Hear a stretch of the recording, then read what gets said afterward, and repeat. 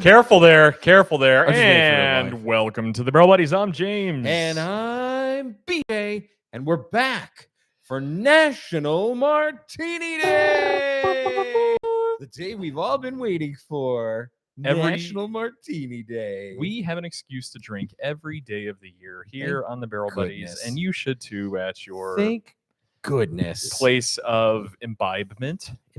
I like that. Is your place of imbibement. So welcome back to Welcome your back. weekly booze news and reviews. Oh, yeah. Today is going to be the reviews of a very special martini. And if you're going, well, okay, what kind of vodka are you drinking tonight? Nope, no vodka, no gin. And what'd you just break? You're going to go like all like ripped it off? You're gonna have to talk while He just ripped it off like he was going to be Freddie Mercury and oof. Oof. Yeah, get it on there good. Oh my God. He almost just dropped the mic. Thank God for catching that.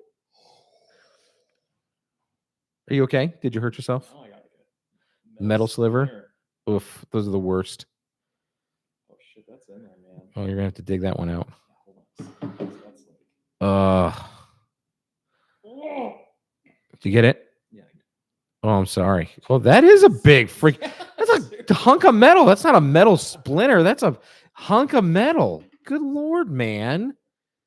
All right, just a moment while we If you're here for the review, tell them they're gonna have to just hang tight. So yeah, we're doing the bourbon martini, the Manhattan. And so your reviews and news tonight is going to be all about what is the Manhattan? Where did the Manhattan come from? And we're going to drink, obviously, a Manhattan. But we're going to drink two Manhattans tonight. We're going to make the Manhattan because, we got to make one. And then we're going to test it. I teased it earlier. I found the 1792 pre-bottled by Hugh Lane with Barton. How's that? How are we doing? I think is we he got it back? here. Are you back? Let me check. How we doing? Are How we you doing? back? Oh yeah, there we go. Okay, I'm great. good. Great. And Uncle then- P, how's it going? Good evening to you, Good sir. evening. Good day to you, sir. And then we're going to drink this pre-mixed cocktail and let you know, is it better than ours or did we do something better? So we're going to find out. Yeah, so fun and exciting. We're going to deviate a little bit from our, normal reviews. So that's going to be your news and review and, tonight. National Martini Day today. So we're looking forward to sharing this with you all. We have one of our classic Manhattan recipes that we're going to be talking to you about tonight. We have some primo ingredients here on the shelf that we brought out on the table. And we're going to talk a little bit about the history of the Manhattan. We'll talk a little bit about the history of National Martini Day and how it came about. How could I forget about the history of National Martini Day? Let's start with that. So National Martini Day, because I thought this was really interesting. So apparently the martini was originally called the Martinez. Well, of course it was. And it was named after the California gold rush for the town of Martinez, where it was in. You ever been to Martinez, California? And then get this, early martinis were made with wine, gin, and an olive.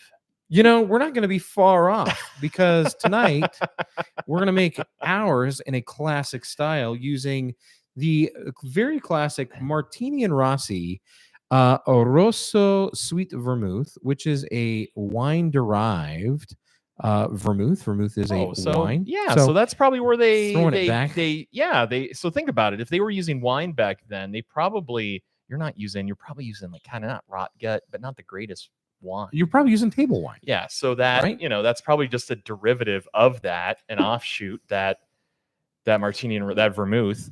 And so looking at the timeline for these beverages, it looks like in 1882 was when the Manhattan, combining spirits and vermouth, became kind of like got on the scene and became popular. So the late 1800s. Okay. A recipe for the martini was first published, it looks like, in the early 1880s. So you have 1880s martini, 1882 Manhattan. Vodka martini really didn't come around and wasn't referred to until 1951. Whoa! Yeah, so it's really? it's not that old of Kind a new cocktail. And then in the 60s, they called it the 3 martini lunch, which became a common practice for cosmopolitan executives and businessmen. We should bring that. That needs to come back. You want to bring back the liquid we lunch? need to bring back the 3 martini lunch. Oh, that's great. Uncle P says he loves good table wine. Yeah, who doesn't? Yeah, I've been there where I've, had that backpack of Franzia. So, that look at the color on that. That like It's the one thing I do off to like the about side a good here. Let everyone Manhattan, take a right? look at It's got a that. nice, beautiful, bronzy, deep bronze hue, and not Yeah. copper, right? Bronze. It's That's a very bronze. dark. That's a bronze boy. So let's just run through this. This is a super easy cocktail you can make if you got the ingredients at home. Most of us do. It is Very a easy. sweeter vermouth. It is a bourbon of choice. Tonight we're using the Old Forester store pick barrel pick by our friends over at Liquor Lineup. This is coming in at a hefty 62.8% or 125.6% alcohol. So she's got a backbone. Yeah, and that's what I want to talk about that, because before the show we were like discussing amongst ourselves what bourbon, what whiskey should be used for this cocktail. And the first thing that came to mind, just personal preference, anytime that I'm making a cocktail, I want to make sure that the bourbon comes through a little bit. So to make that happen, you have to use, what do I say? Oh, you got to use a big boy, a thick boy, a big boy, a big dog. You got to get something barrel proof. I agree. I agree with immediately, Elijah Craig barrel proof came to mind. Old Forester barrel proof comes to I mind. think it's a good pick. There's plenty of amazing barrel proof options out there that you can use. I'm not saying, if you're feeling like you want to use a small batch, you want to use some, 80 proofer out there, go right ahead. But I think that you're getting a lot more complexity when you step it up a notch into that barrel proof offering. Look at that. That looks fantastic. And just to kind of go through it again, I know BJ briefly mentioned it, but just like a Manhattan, is this a classic, what they call, it's a classic 2-to-1 cocktail. So it's literally whiskey, your vermouth, bitters, and a cherry, and like garnish. Yeah. Like so very, very, very this easy. was 1 part Martini and Rossi, 2 parts Old Forester. So really it was an ounce of vermouth, 2 ounces of bourbon, 3 dashes of Angostura bitters. I did rim the glass with fresh orange peel, because you got to have a little bit of that orange citrus oil. Yeah. And then, we are going to garnish tonight with a Luxardo cherry and an orange peel. Oh, that's looking really good. Wow. You strain. No ice in this cocktail. And we did ice our glasses. You want to have some class and ice your glass. And then you just enjoy. Cheers, so cheers. What are you guys drinking out there? This is our classic Manhattan. A lot of people like to do their Manhattan with rye too, by the way. And I do like a good rye Manhattan. Oh boy. Oh, that is. That's not messing around. Oh. So you know what I like? Yeah. That vermouth really kicks in the back, right? So you get all that nice spice and sweetness on the front, and then that vermouth takes this big savory bite out of your palate just as you start to swallow. Yeah, so I talked a little bit about the Martini, but let's talk a little bit about the history of the Manhattan, because some people are like, oh, why, tell us about the Manhattan now. So, and again, this isn't fact. This isn't like 100% fact. This is all kind of historical speculation, because they really don't have an accurate account 100%. But they believe that it originated at the Manhattan Club in New York City in the mid 1870s. And there was the person was Ian Marshall, had a banquet for Jenny Jerome, which is the mother of Winston Churchill, Lady Randolph Churchill, in honor of presidential candidate Samuel Tilden. Well, he didn't win. And Tilden, they served that drink. Was never a president. So unfortunately, yeah. But apparently it said that success of that banquet made the drink incredibly fashionable in the late 1870s. And then people were requesting the drink, and they were going to other bars saying, "Hey, I had this awesome cocktail." And they're like, "Well, what was it?" "Well, I had it at the Manhattan Club." And they're like, "Yeah, I want that Manhattan cocktail from the Manhattan Club." And before you knew it, It's they just called it the called the Manhattan. They called Manhattan. it the Manhattan cocktail. I like it. Yeah. And then some people, there's speculation that story isn't even true, but that's kind of like one of the main Good stories. story. Some said it was served in the Manhattan area, various recipes in that same time from 1860s, 1870s. There's bars on Broadway near Houston Street. They claim they also invented it. There are records of the cocktail in the Modern Bartender's Guide, written in 1884, which says 3 or 4 drops of Angostura bitters, ditto of plain syrup, so which is your simple, half a liqueur glass of vermouth, half a wine glass full of Scotch whiskey, garnished with a lemon. Well, that's a 1-to-1. Excuse me. Well, I couldn't imagine this being a 1-to-1. No, so there's different versions, Whoa. and there's even one with French vermouth. There's one with Italian vermouth, and these vermouths have different levels of dryness and sweetness. Yeah, and there's even in 1891, there's another record of the cocktail in William Schmidt's The Flowing Bowl, in which he says it's 2 dashes of gum syrup, which I think is close to simple syrup. I bet you it's a 2 dashes 2-to-1. of bitters, 1 dash of absinthe, and then 2/3 portion of whiskey and a 1/3 portion of vermouth. Can you imagine So 2 to 1. adding That's like a 2 to 1 there. absinthe? I know.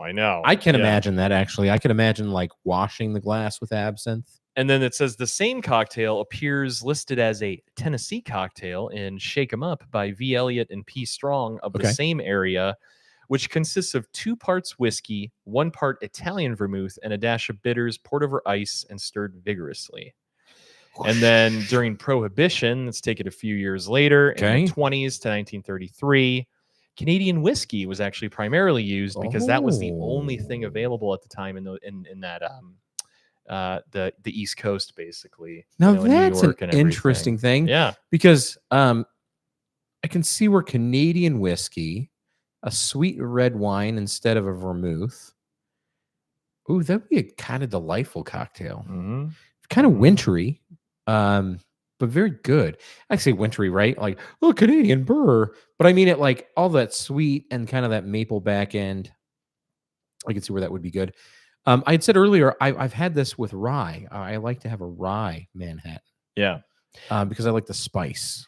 They have one. They have so many stories actually about the Manhattan. It's pretty wild. So it says a second, more widely accepted version of how the Manhattan cocktail came into existence begins with a bartender named William F. Mulhall. William worked at the Hoffman House for 30 years. I don't know where that is. Probably New York.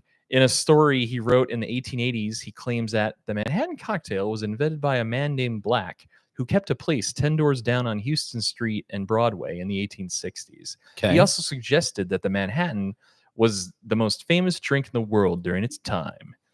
So that's the guy is writing this about New York City. It's like bartenders, owners of bars talking about this around that time. So like it seems to definitely have popped up in this era. I just don't know that they can pinpoint it, exactly. Well, we know it came from New York.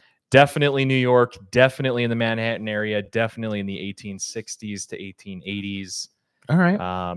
Multiple versions, multiple recipes. Yeah, definitely an old cocktail. Old cocktail. So, very fashionable, it sounds like. Very, very fashionable. They actually have a recipe book in 1908. They called it the Brooklyn cocktail. And it calls for 1 dash of American pecan. Ameripecan. Ameripecan. 1 dash of maraschino, a half jigger of French vermouth, half jigger rye whiskey, and stir vigorously. That sounds like a pecan punch. It does sound like a pecan punch. And it's called the Brooklyn cocktail from 1908. Interesting. Oh. And I wonder if you had some, maybe they took that concept and brought it to the West. Well, I'm wondering it. No, I actually to the West. I think that the pecan punch, right? The pecan punch is Ameripecan brandy, maraschino, and seltzer. This is delightful, by the way. Thank you.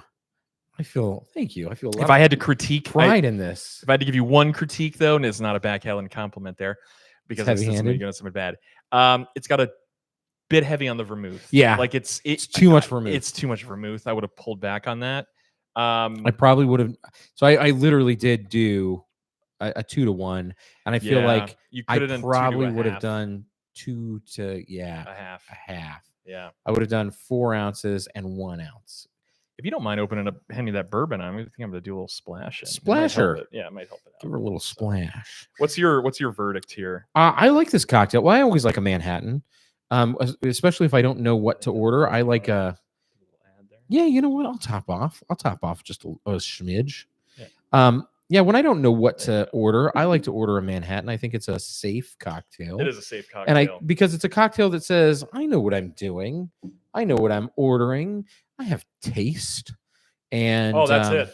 That's it right there. Yeah, it evens it out. Wait, you'll see. You just now taste it. Totally different experience. And it also tells your server or your bartender, like, oh, okay, I see. That's not an off-ordered cocktail. Okay. Yeah. It's not your old fashioned. Well, and every bartender should know it, right? I mean, if you're a bartender and you're slinging drinks, you should know how to do a Manhattan. That was it, right? That was it. And just there it is. It was that half. The spice of the bourbon super kicks it up. Yes. Gets rid of that earthy tone of vermouth. I always think the vermouth has like that earthy sherry flavor, exactly right? What it needed. And so that gets hidden behind the spicy tones. That's really good. I'm curious how it's going to stand up against this crafted cocktail in a jar, a jug, a bottle. Yeah. Really quick though, I wanted to talk about some variations of the Manhattan. Please lay it on us. What other variations are out there? This is crazy. I didn't sidecar. I didn't know that some of these were related. Not that. Oh, the Rob Roy, which is just it's the same thing with bourbon, Scotch, right? With Scotch. Yeah. Okay, I had no idea. A little smokiness. I always associate Rob Roy with a Shirley Temple. For some reason, I don't know That's why. Not a Rob Roy though. That's you can have a Shirley Temple, or you can What's have the other one? Shirley Temple or I don't know. know. But I always thought it was a Rob Roy, which was like Coke. A Shirley Temple is Sprite and maraschino. maraschino, and Coke and maraschino is a Rob Roy. I thought. No, it's that's what I thought. Maybe someone in the chat can Harvey correct us. Wallbanger. No, that's Harvey not right Wallbanger. either. That's not right either. So and then so let's go through it here. So What there's else? also a dry Manhattan. Where Obviously, they just use dry vermouth. Okay. A perfect Manhattan. What in the heck is that? Has split dry and sweet vermouth. So you do a half of whatever your That's a lot of mixture is work. I don't need to do vermouth. that. Yeah. The Metropolitan is made with brandy in lieu of bourbon. Oh, I don't think I would enjoy that. Oof, yeah. And then the Martinez, which uses gin instead of whiskey and orange bitters instead of Angostura, which I quite gonna question that. Dry vermouth, because I think they're about the same. Dry vermouth and maraschino liqueur can also be used. So Sounds it's basically the delightful. Yeah, when you order, do you ever order a regular martini? Never. I do. I've never. I don't think I've maybe the last time I had a martini was probably with Claire and Ryan in like 2010. Was probably the last I hope time she I watches had. this one. Yeah, no. James, get over here. We gotta go over to Petrosian and get some Can I go have lemon drops and some martinis. Old coworker, long from many years ago. Fucking legend. That's all I'll say. Absolute legend. Claire. Shout out.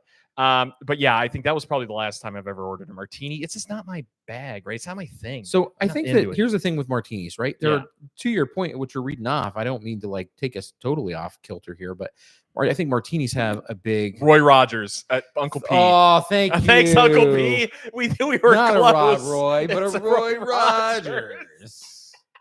Of course. Thank you for that.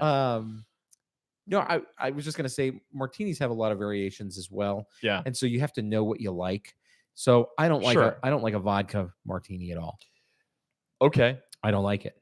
And what you got to remember is just like this cocktail, which is obviously just basically bourbon.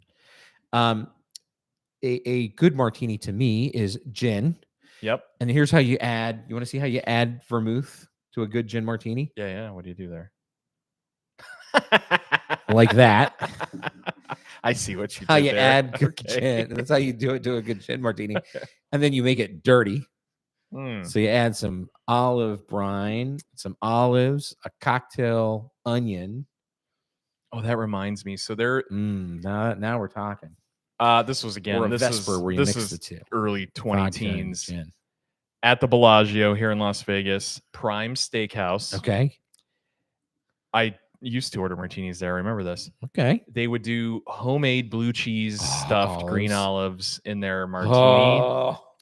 And you could get them either super crisp and clean, or they'd make it dirty for you. Either Dirty. way, and they were incredible. And these olives were like big. They were like mamas. probably like silver dollar size olives that they just loaded with blue cheese, and it just like I just wanted a bowl of those olives, and it was the perfect kind of salinity and brininess. Where if you had like some oysters or something with that, it was just perfect. Punky. Perfect. I know Diane's drink of choice is not a martini, but I feel like it would be. Like I feel like going out to dinner, that would be her choice. I know it's not like a nice white wine, I know, but I just feel like I need to see her with a martini glass next time. That's all I'm saying. It definitely, I think there's a time and a place. Like I wouldn't nowadays go to a bar and be like, all right, let's start and get wrecked on martinis, right? I would. I don't know. Let's go. I don't know that that's like I don't know. I have. I'm sure. I mean, we've all been there, but maybe it's just fallen out of fad. Maybe it's just not. Let's bring it back.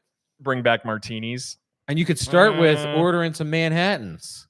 I like the Manhattans, and typically, so we're using the wrong type of glassware tonight. We were just being That's very astute of you. Yeah, we need to mention that. No martini glass. Which was more fashionable, I feel, in the 60s Definitely. and 50s. What is that? The crew? What do they call that? What's the croupe or something? Well, we're gonna go back to what was the glass, and you're leading into it before the very triangular martini glass, which was the coupe. Coupe. That's it. The coupe. Uncle P says no. She makes an awesome pomegranate martini. See. Palm. I could literally chug a bottle of Palm. Fun fact. And then I saw that it has like so much. It's like it's not good for you. Yeah, it's not good. It's like a dessert syrup. Like, all right. Oh, but it's juice. Fun fact. Yes, fun fact. Grenadine. Yes, like Rose's grenadine. What is the flavor? Cherry, I thought, right? Wrong. Whoa. What is it? Pomegranate. I had no idea. I always assumed grenadine it was cherry. Is not cherry. It is pomegranate. It's primarily pomegranate. So it's always fun when you're like, oh, let's use grenadine to make cherry Coke. We are actually making a pomegranate Coke. Wow. Huh. Yeah, it's primarily pomegranate. Why is that? I wonder if we'll have to get into that. Color. Yeah, it's color. I wanted to go back. There's still some more. Oh yeah, latest on. I knew we had off-railed. So. Yep. So there's still some more variations. Give us some variations. Manhattan. So these get kind of Roy Rogers. wacky. You want to give us a Roy Rogers? The Cuban Manhattan. Oh. Is just used. They just use rum instead of whiskey. So same everything else. I'm going to be honest. Okay. That sounds disgusting. It does. No, you ready for this one? This one sounds more disgusting. Okay. And you'll know what I mean. The Tijuana Manhattan. Oh no. Vermouth and tequila. Oh no. Okay. And then there is something called the 4th Regiment, which was a recipe from 1889. This sounds good. And it uses a 1-to-1 ratio of whiskey and vermouth, as well as 3 dashes of 3 different bitters: orange, cherry, celery, saffron, or Peuchard. With a D. Yes, Peuchard. Yeah, I think Peuchard. that's how it's pronounced. No, Peuchard. And then shout out to Bogue Sound Distillery, who we borrowed some of this information from. Bogue Sound. We always like to shout out people that do the work for us, and we just look it up. I'm going to be honest. What's that called? The 4th Regiment? The 4th Regiment. I need one of those in my life. Celery, Peuchard, cherry, and orange. Yeah.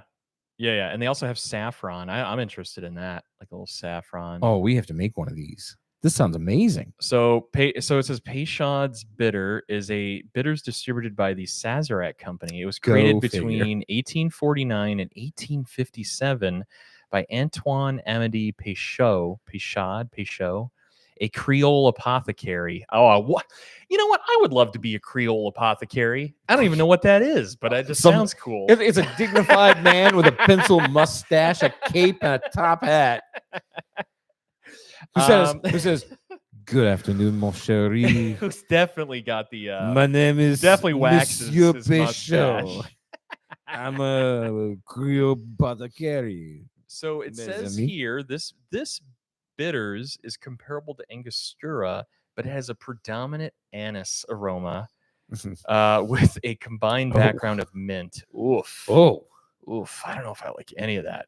well, Anyway, there you go. There's your replacement for the Green Fairy. yeah. So get this. It's currently produced at Buffalo Trace. Of course, it is. So Sazerac, who just is acquiring everything under the sun, they are the owners of the one and only Original Peychaud's. Which, if I'm mispronouncing that, someone in the chat, please correct let's us. continue to butcher the hell out of it. Yeah, well, that's fine. That's fine. Over the gums and through the lips. Look out, body. Here comes the hips. fingertips. Mrs. A, what's going on? Chris Conrad, hello there, and welcome to the Bee Buds this fine evening. Too much.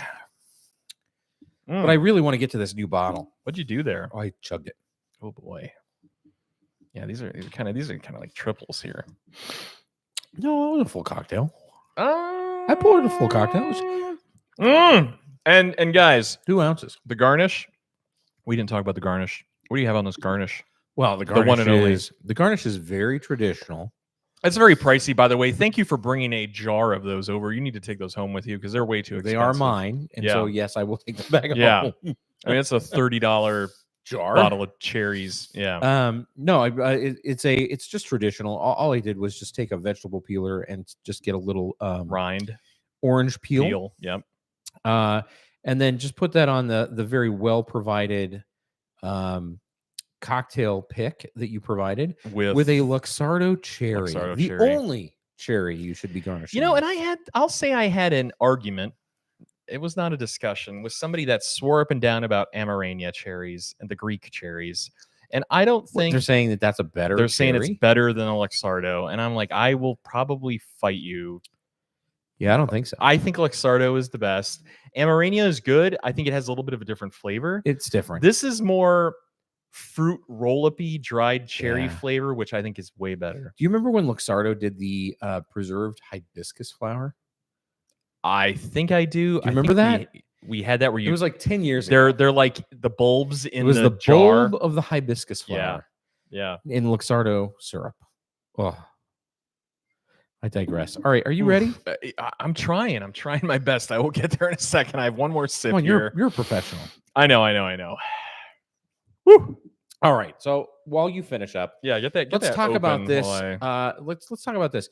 This was $11.98 at the grocery. If you followed earlier, you got to see us. Got to go shopping with me at the grocery. Yep. This is provided by our friends at Barton, 1792. Hey, no surprise there. Guess who owns Barton? It's Sazerac. So this is produced in Louisville, Kentucky.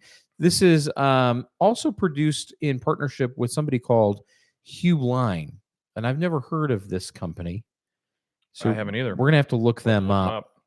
But this is a 1792 crafted cocktail, 35%, and it's being what they're using here is 1792, just regular 1792 bourbon. It says here, with roots dating back to 1892, Hugh Line introduces a new line of ready-to-drink cocktails, mixing the best spirits and ingredients to deliver a simple, well-balanced cocktail with every sip. Bottled by Sazerac Company, Louisville, Kentucky. Check this out. Hublin or Hublin, otherwise known as Hublin Spirits, was an American producer, of alcoholic beverages throughout the 20th century. During the 60s and 70s, its stock was regarded as one of the most stable financial investments during its time, earning its inclusion in the Nifty 50, which was a term used for a group of like 50 large cap stocks on the New York Stock Exchange in the 60s and 70s that were regarded as a buy and hold blue chip stock that like was rock solid. So, wow, very cool. Anyways, get this. So in 1982, it was acquired by the R.J. Reynolds Tobacco Company. Okay. It's like, then its successor was R.J. Reynolds Nabisco, who in a family company, but I guess that didn't jive with Hublin. and they began selling off a lot of the Hublin assets. And in 1987, it was purchased by Grand Metropolitan. Grand Metropolitan in 1987 was a leisure manufacturing and property conglomerate from England. They owned hotels, entertainment centers, which they ended up merging with Guinness, and then they actually became Diageo eventually. Wow. But that doesn't matter because after more sell-offs, Grand Metropolitan ceased using that name, and they incorporated the business into a name called the International Distillers and Vintners Association. That's a hell of a name. Based out of Hartford, Connecticut. So much for that nifty 50. Yeah. And then it says Hublin purchased Hams Brewing in 1965 and then sold it in 1973 to a group of Hams wholesalers who from Olympia Brewing Company bought it in 1970. Olympia? Look at all these amazing names. These are some names from the past. Hublin also made many acquisitions outside of liquor, including Grey Poupon in 1936. Pardon me, but do you have any Grey Poupon? Wait for this. Kentucky Fried Chicken in 1971. Young brands. And in 1969, they purchased a majority stake of Inglenook wine.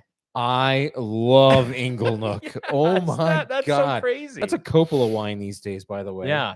So then let's kind of get to the fate of Hublin. Thank you, Chris Conrad, for teaching me that. There you go. In 1982, R.J. Reynolds acquired Hublin for $1.4 billion in 1982. Wow. What is that in today's money? That's an insane amount of money. Go ahead and just quadruple it easily.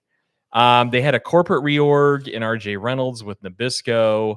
R.J. Reynolds and Nabisco sold Kentucky Fried Chicken to PepsiCo then in 1986, and then sold the Hublin division and alcoholic beverages to Grand Metropolitan in 87. And then in 94, their business got sold off to the Canada Agua Wine Company. And in 1996, Grand Metropolitan stopped using the Hublin name, and they just incorporated everything into the business, into their, it looks like their umbrella company called the International Distiller and Vintners Company. Do they still exist today? Yes. So it was formed in 1962 as a merger of the W.A. Gibby and United Wine Traders Company from 1857. Okay. This is wild how the history in this. A lot of ins and outs. Yeah, a lot of ins comings and and goings. And it says in 97, Guinness merged with Grand Metropolitan to create Diageo. How about that? Yeah. And then in 98, IDV was merged with United Distillers to create United Distillers and Vintners, forming the spirits division of Diageo. And that's kind of where Hublin. If we're tearing apart these names, our apologies. But at the end of the day, everything gets acquired. That's how you make money, guys. You start a company, you kick ass making this company, you become successful, you have a product, and then be a sellout. Being a sellout is not a bad thing. Make your money. Sell it off. Yeah, make your money, and then cheers to whatever you just mixed up here. So this is the Manhattan. I treated it the same way. I poured it in. What did it say to do? Over ice. Anything on the bottle there? No directions on the bottle. So I just did exactly what I did with the last one. I poured it in with a little ice.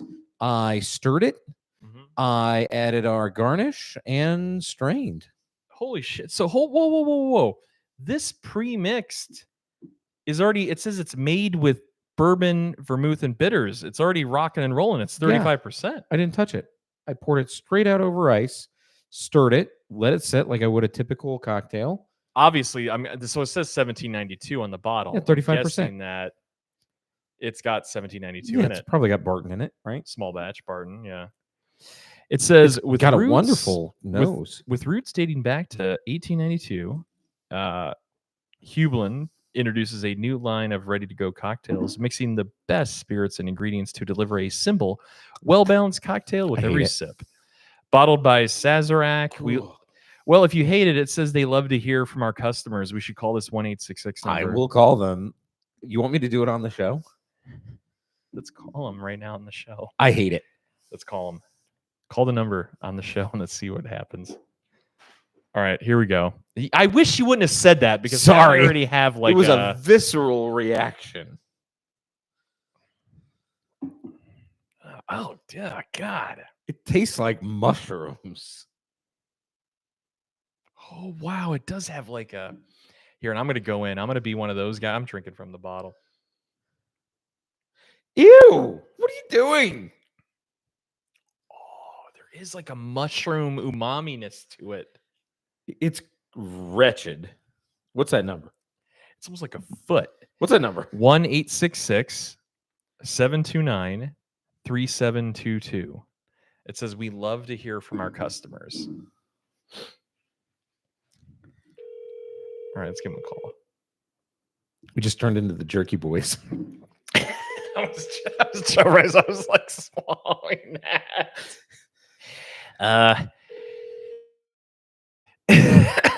I'm trying to think of like an old Jerky Boys skit. Oh yeah.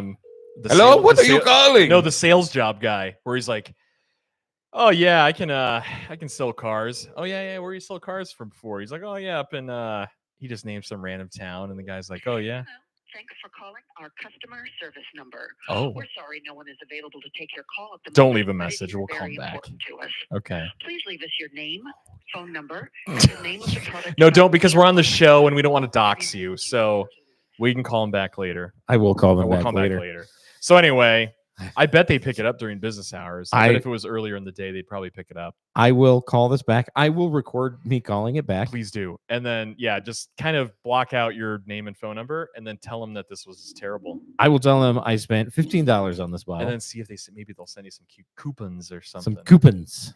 I'm this sorry. was What did you spend on this? Give us the $11.98. lowdown. So you bought a 375 of a premix cocktail for $11.98. I Where won't at? finish. From where?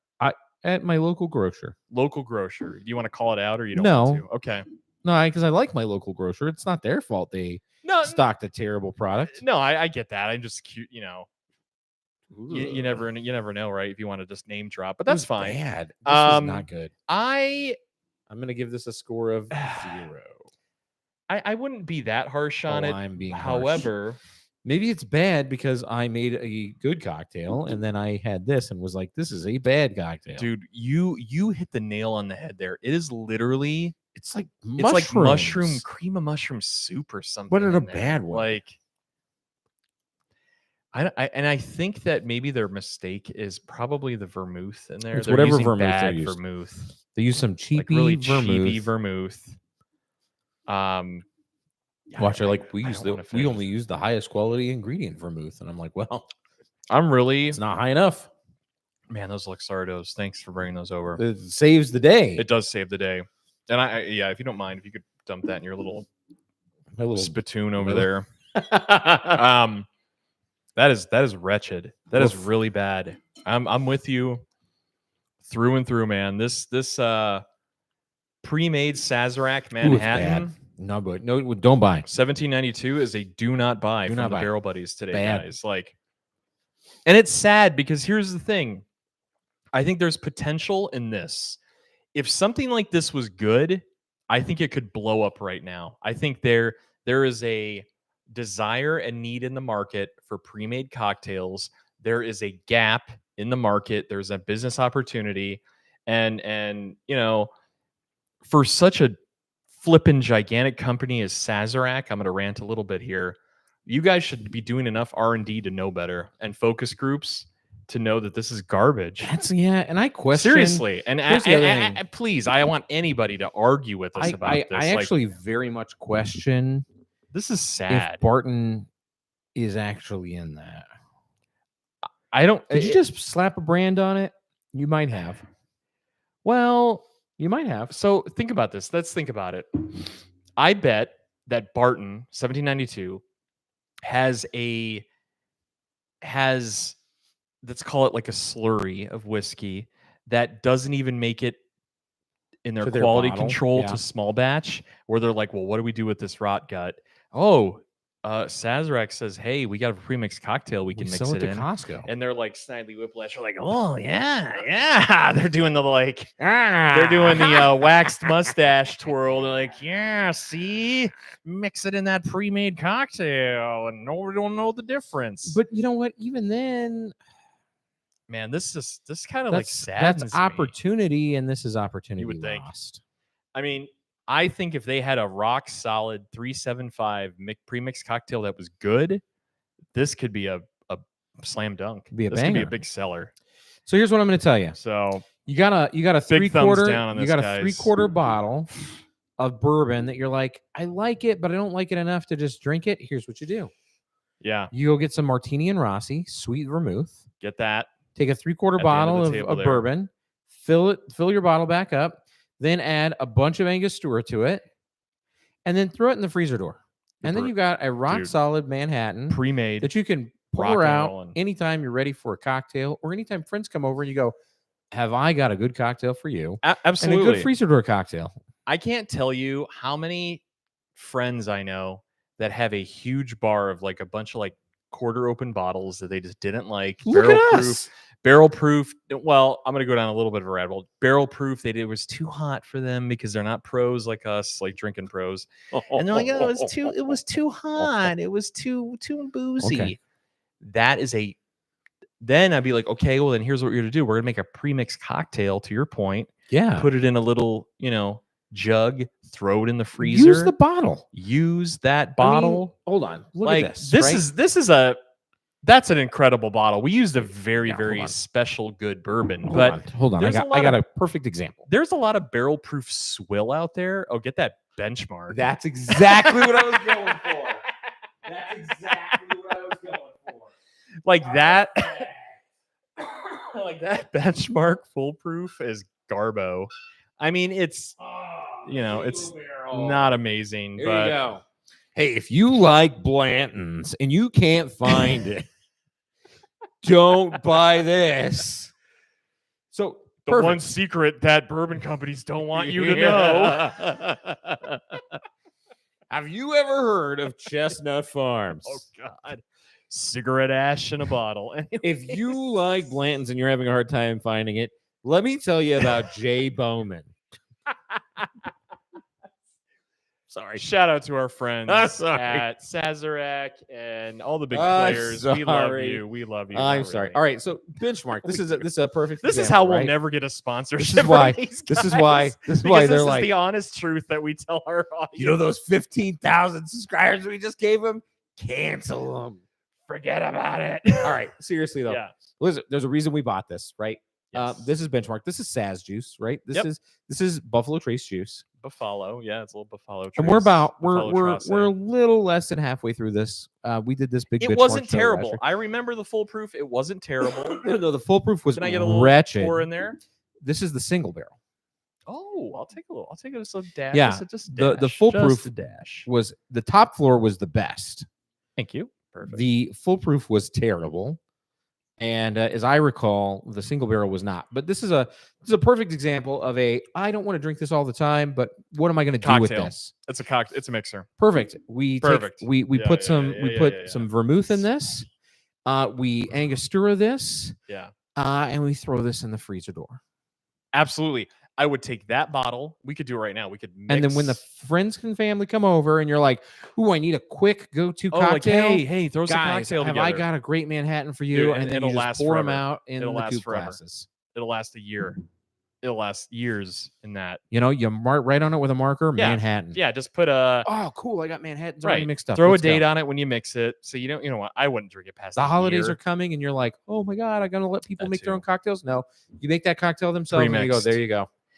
Pre-mixed cocktails are the savior of a party because here's the thing.